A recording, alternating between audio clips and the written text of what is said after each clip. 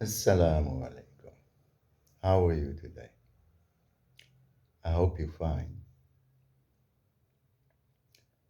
Do you know where we come from as a society?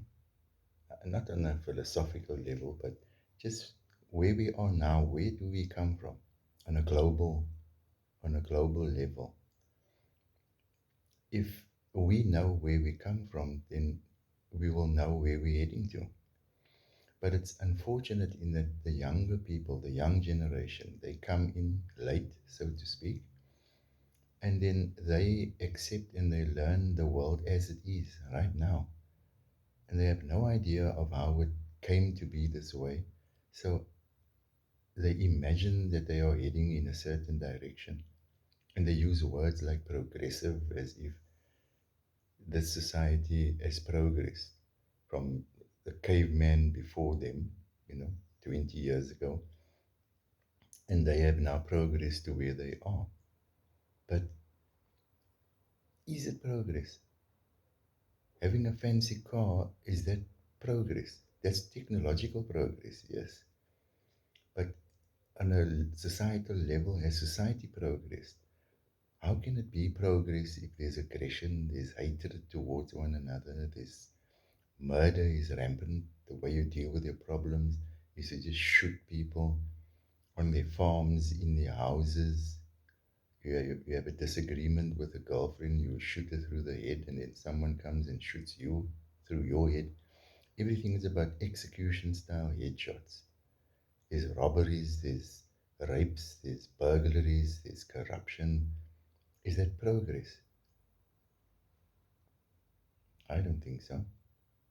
Nobody seems to be in charge, nobody's in control, so no one says anything. You see, not too long ago, the entire world was Muslim. The whole of the whole northern half of Africa, north of the equator, southern Europe, a large part of southern Spain, the whole of the Middle East, the Balkans, large parts of Russia, parts of China, up until today are still Muslim.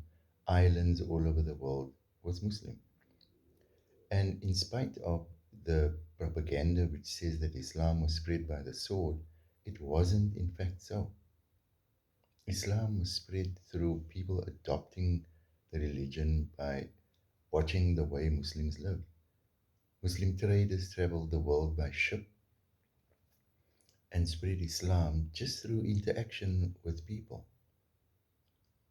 South America and North America on the eastern coasts, there were Muslims there before the Spanish came, before the Portuguese came, and before the settlers got to North America. There were Muslim people living there.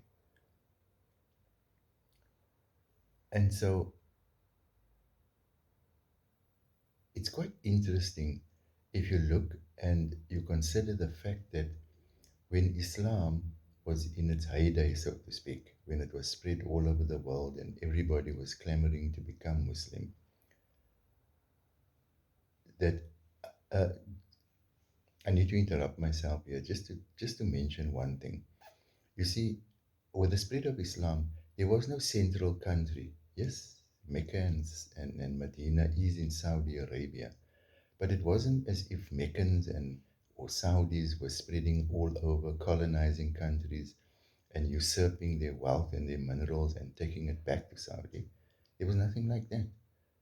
Plain and simply because Islam as a religion never belonged to anybody.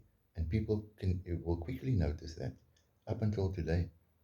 Islam is a religion, it's a religion of God, and it's a way for someone to express their gratitude and their worship. And you don't owe anything to anybody, and you don't pay anything to anybody. And so Islam spread because of that. But there was no usurpation. In fact, many of the people, most of the people who adopted Islam, they became peaceful, and following that came prosperity. And Africa, that is so impoverished today, became impoverished when Islam was oppressed and when they were colonized and usurped and their countries were raped. And that is why there's poverty in Africa today. The north of Africa was a rich country where trade took place from the west of Africa across to the east to Timbuktu, from Mali to Timbuktu. Huge caravans of trade, and all the countries in between prospered. And remember, in those days, there were no countries, it was just one huge Muslim land with city states in between. And caravanserai along the caravan routes, places where people could sleep over and park their caravans, their long trains of camels, where they could get fed and watered. They could take on extra food. And so Islam thrived, and that is why Islam spread throughout the world. And then Islam crossed over into Spain. Alhambra was set up. A huge university was set up there. And it's coincidental. Of course, today all references to Islam and to Muslims, it's wiped out. It's not referred to, it's not acknowledged. And yet when you try and do research starting on the master's level, then you have to give your references. But nothing is referred to in terms of Muslims and Islam. But just think about it.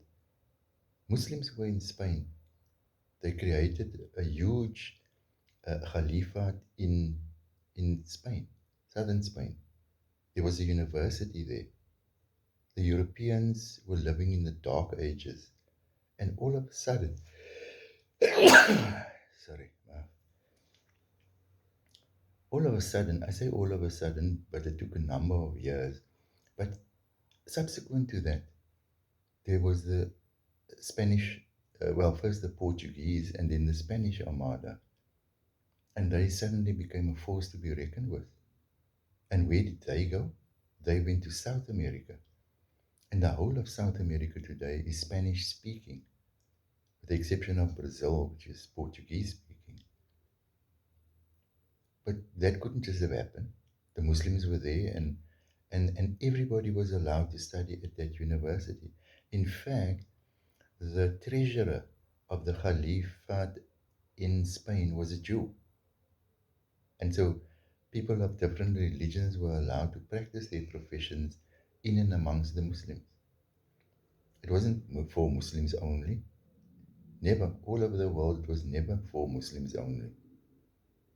In fact, historically speaking, the Jewish people were always safer amongst Muslims and living in Muslim lands than they were amongst in the West. Always. They were persecuted, they were murdered. There isn't one single case of where Jews were murdered en masse just because they were Jews. There wasn't. In the beginning history of Islam, in Medina, there was a case of the Jews turning against the Muslims when they were attacked by the Meccans. But that's something else. But generally speaking, from then there was no persecution. Jews lived peacefully because they were people of the book, just like Christians, proper Christians. They lived peacefully amongst Muslims. Of course, about three or four centuries after the Spanish and the Portuguese came the British and the French. And when they realized that instead of going straight and trying to attack Jerusalem, they should attack Muslim lands on the way to Jerusalem. That's when they started attacking Egypt. And of course, they succeeded in creating a foothold in northern Egypt, especially in Alexandria, where there was the whole incident of the library. And that is when they succeeded in stealing the human body of knowledge that was in the hands of the Muslims. And today it's in the hands of the West. And they have taken it further, but we, of course, disagree with the direction in which they are going because they seem to divorce everything from money and the relentless pursuit of money. So their development of knowledge and their increasing knowledge is all it's all detrimental to society. It's all about manipulation and propaganda and about making money. And from an Islamic point of view, we can't agree with something like that. And the best that we can do is to take from them what is good and to leave that which is bad. And as far as the technological innovation goes, some of the stuff we do want, yes, but the social ramifications there are something that we abhor.